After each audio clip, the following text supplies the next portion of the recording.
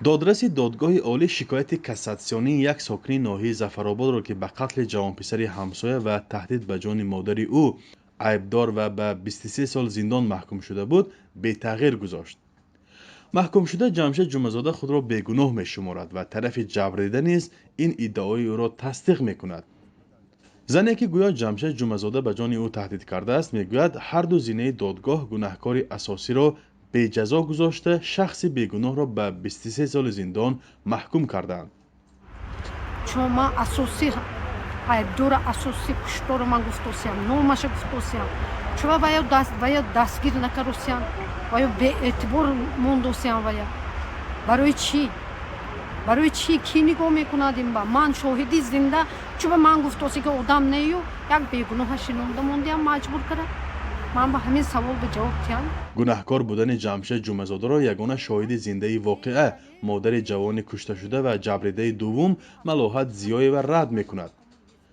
ҷабрида мегӯяд агар қотил ҷамшед ҷумазода мебуд, инро ба хубӣ тасдиқ карда метавонист, зеро дар як бинои баландошона зиндагӣ мекунанд ва ҳамдигарро хуб мешиносанд. аммо рӯзи 9 декабр Зафар Азиззода додраси додгоҳи олӣ тибқи як таъинот ҳукми қаблиро бетағйир гузошт. ин бор ҳам ҷамшед ҷумазода дар баромади охиринаш ба бегуноҳии худ пофишорӣ кард ва гуфт ки дар ҷараёни тафтиш шиканҷа шудааст. додрас шикояти шиканҷаро беҷавоб гузошт.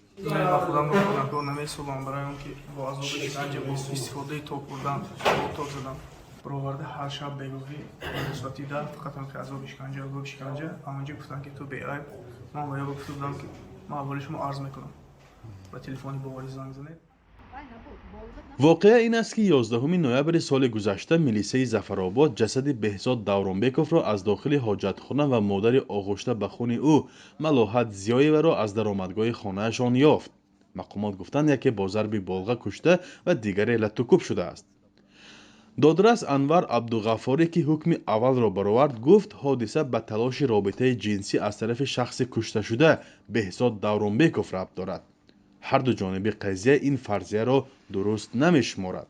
меҳри Холбоева модари ҷамшед ҷумазода мегӯяд, ҳукм бар пояи иқроре бароварда шудааст ки аз роҳи шиканҷа ба даст омадааст ва акнун ният доранд ба зинаи назоратии додгоҳ шикоят баранд. мо мубориза мебарем, ана менди кормо дигар чикор кунем? аз дастам фақат навис будасу рафта шикояткарам будааст. мақомот ба иддаои пайвандони ҷумазода вокуниш накарданд, вале ӯро моҳи декабри соли 2020 дар барномаи вазорати корҳои дохилӣ нишон доданд ки ҳодисаро нақл кардааст. вакили мудофеъ Сорбон Шоев мегӯяд, дар он навор дар қисмати поёни чашми чапи ҷумазода осори шиканҷа ва ҷароҳати бардоштааш маълум аст, вале тафтишоту додгоҳ инро ба инобат нагирифт.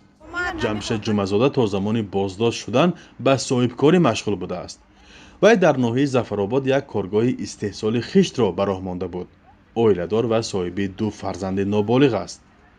Фарзон Муҳаммадӣ, Радиои Озодӣ, шаҳри Хуҷанд.